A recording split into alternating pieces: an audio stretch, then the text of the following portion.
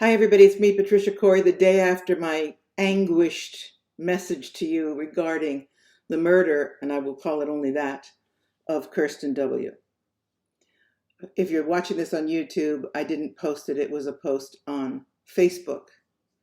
But basically, I had a moment of crisis over what is obviously the war on truthers and how it's accelerating, and I am one of these people, so I had a bit of a crisis. But I just wanted to say that this is not unlike when I was writing, channeling the book No More Secrets, No More Lies. At a certain point, I just said to the Syrian High Council, if I put my name on this, they'll kill me. I mean, how much do you want me to say here? And remember that this was back in the 90s, things that still are controversial today that I was bringing forward in the 90s.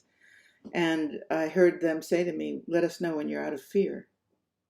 And poof, that connection disappeared for a month. I couldn't hear them. I couldn't feel them. I mean, whether you believe in channeling or not is sort of irrelevant. Whatever it was, let's call my inspiration was gone. And I cowered in fear and said, I can't do this anymore. I just can't. It's not fair that this whole consciousness that is so contrary to my person overtook me because of fear. So first of all, I'm out of it. And back then, one day,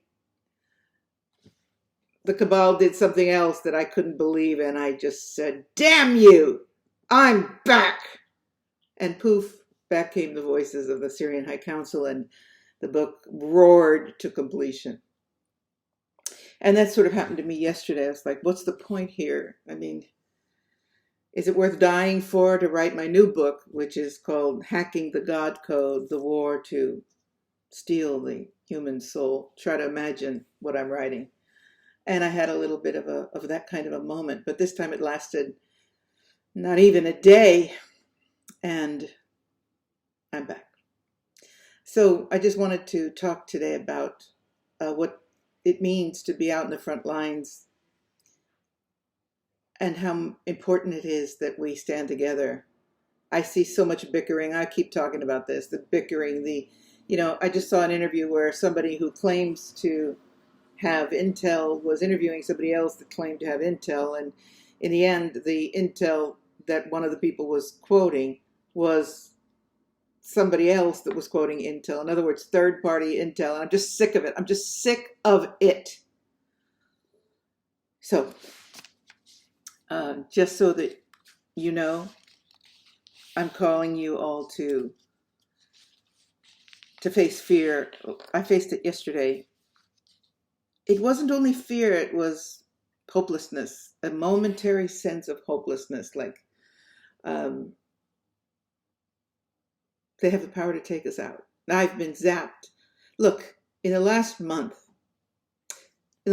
months, I got the cancel culture from my publisher. I've got zapped in an interview.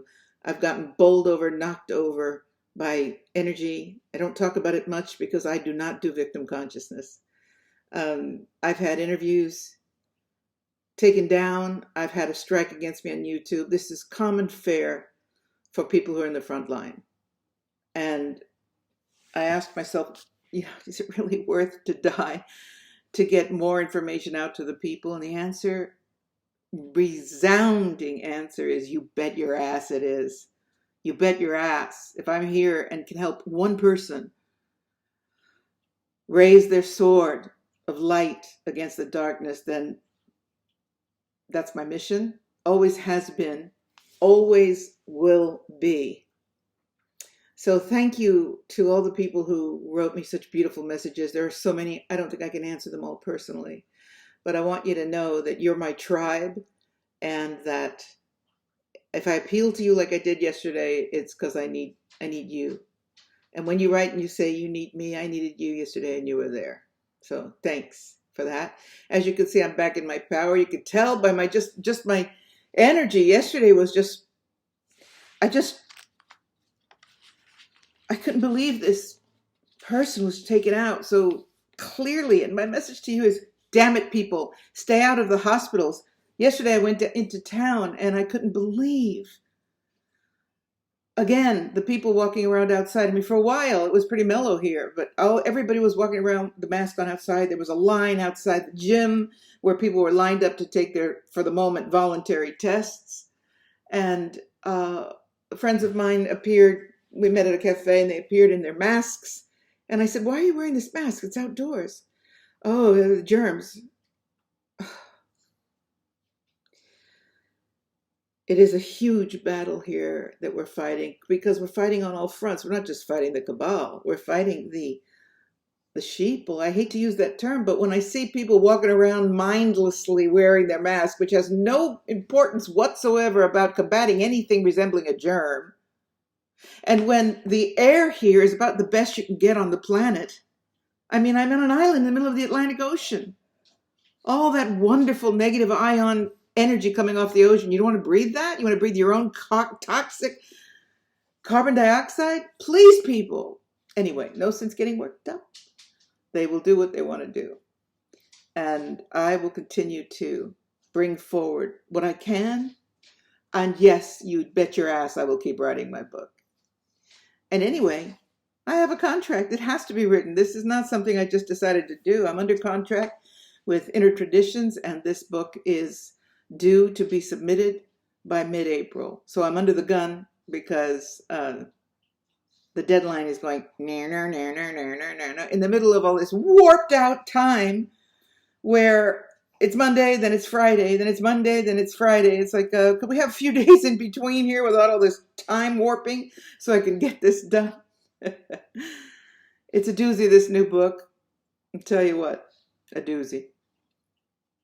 Anyway, this is my message to all you loving people. Stand strong. I mean, we are slammed. We're not up against the wall. We're slammed up into it.